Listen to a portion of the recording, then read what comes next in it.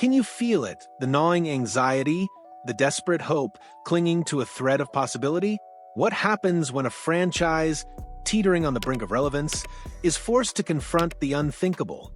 When does the unwavering loyalty of a captain, a generational talent, collide with the harsh, undeniable reality of a team in freefall?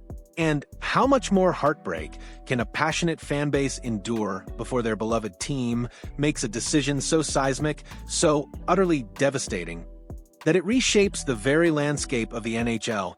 Get ready, hockey fans, because today, we're diving deep into a scenario that could send shockwaves across the league. The agonizing question of just how dreadful the Vancouver Canucks would have to become to trade their captain, Quinn Hughes, and potentially forge a new dynasty in the unlikeliest of places. The air around the New Jersey Devils faithful is thick, with a mixture of frustration and bewildered disappointment. The offseason, once brimming with the promise of transformative moves, has largely fizzled, leaving a fan base yearning for more. This isn't to say that the individual acquisitions, Connor Brown, Yevgeny Dadonov, and the re-signings of Jake Allen and Cody Glass, are inherently bad in a vacuum. But hockey, as we all know, is not played in a vacuum. On the ice, the roster, in the eyes of many, simply isn't where it needs to be, especially after general manager Tom Fitzgerald hinted at a transitional offseason that many interpreted as a prelude to significant upgrades. Instead, what we've witnessed feels less like a transition and more like an incomplete puzzle.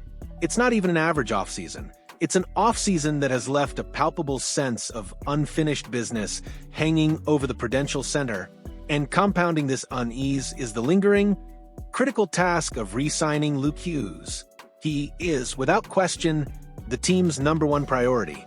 Yet, as August looms, a long-term deal, ideally an 8-year commitment, remains elusive. The goal, obviously, is to keep Luke Hughes in New Jersey for his entire career, a foundational piece for years to come. But the implications of such a deal stretch far beyond the Devils' immediate roster.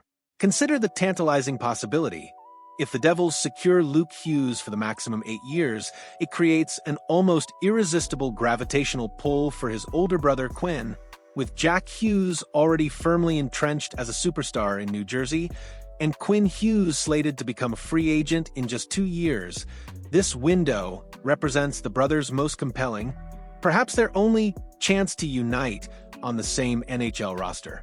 It's a dream shared not just by the Hughes family, but by hockey romantics across the globe. We might even get a preview of this familial synergy at the upcoming Olympics, where both Jack and Quinn are near certain locks for their respective national teams. Luke, fresh off shoulder surgery, has some work to do, but a healthy return and continued progression under Sheldon Keefe could see him join his brothers on the international stage, even if not as a starter. The thought alone is enough to send shivers down a hockey fan's spine. But the dream of the Hughes brothers uniting hinges on a truly extraordinary, almost unimaginable turn of events for another franchise, the Vancouver Canucks. And that brings us to the heart of our discussion. What would it truly take for the Vancouver Canucks to concede defeat, to embrace the abyss, and trade away their captain, their Norris Trophy-winning cornerstone, Quinn Hughes?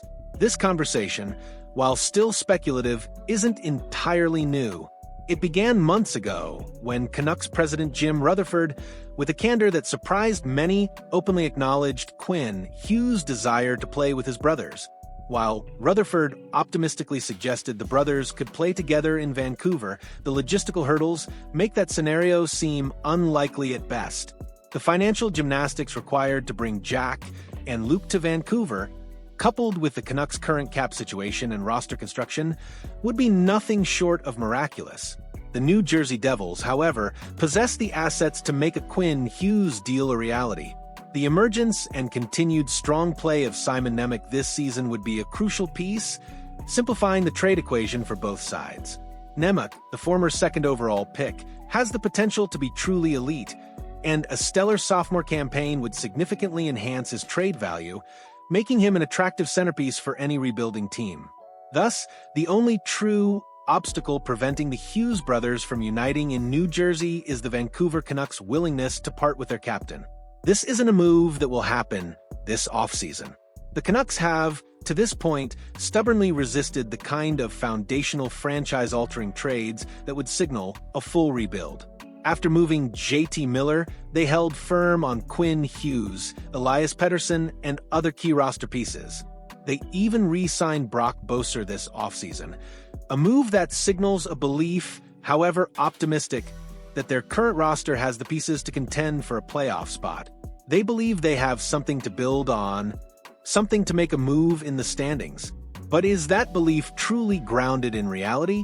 A recent post by the Daily Faceoff posed a provocative question: are the Canucks the worst team in Canada? If that dire assessment proves accurate, if the Canucks truly bottom out in the standings, wouldn't they be compelled to sell even harder than they did last season? The answer for many is a resounding yes. If the writing on the wall becomes undeniable, if the value Quinn Hughes could provide in a trade becomes too significant to ignore, then we have to believe they will move him. Whether it's Hughes himself pushing for the opportunity to play with his brothers, or the Canucks management finally seeing the long-term benefit of a complete reset, a trade could provide them with the kind of foundational assets that set them up for the next decade. For such a monumental move to occur, the Canucks would have to be, to put it mildly, dreadful. We're talking worse than last season, a season many considered a worst-case scenario given the drama and turmoil the team endured. Yet, despite all that, the Canucks remain surprisingly in the race for a Western Conference wildcard spot. They finished the season with 90 points, a mere 6 points behind the St. Louis Blues, who ultimately claimed the final wildcard berth. Their proximity to a playoff spot last season was, ironically, what prevented them from fully blowing up the roster.